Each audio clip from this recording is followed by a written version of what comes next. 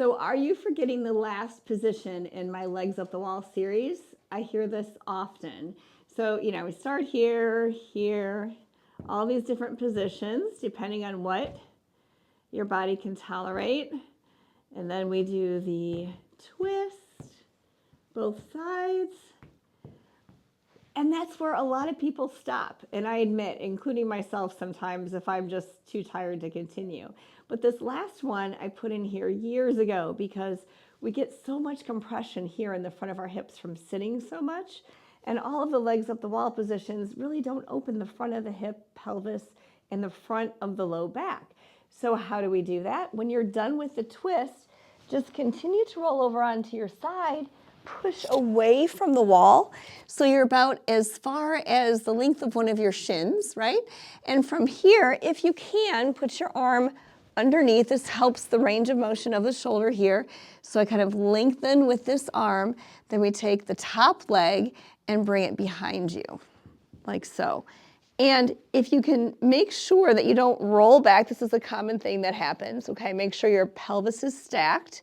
Also make sure that you're bringing your leg behind you. So it's not so much about bending the knee as it is about getting the thigh to go behind your hip. So ideally, you're opening up the front of the pelvis here. So what happens if you're super tight in your abdomen?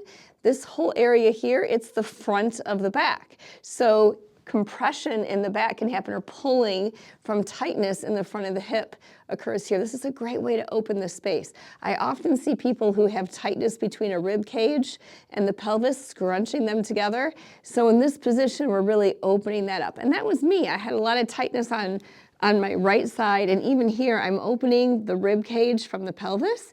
And if I bring this arm overhead, I can take my bottom hand, grab the wrist, and do even more lengthening. So I admit this is a little bit more of a stretch as opposed to a lengthening, elongation, myofascial self-treatment, but you can also turn it into that. So when I'm here, I'm tuning in to where I'm feeling it. And for me right now, there is some activity that has to happen in this leg. You can also put a yoga block under here or even a yoga bolster to hold your leg, but I'm opening this part of my pelvis by reaching my knee toward the wall and lengthening my arm overhead and thinking about even my rib cage lengthening away from the pelvis. Oh, and it just feels really good. And then from here, when you're done, you just simply roll over to the other side like this. Roll over. Now the bottom leg is bent. And here we go.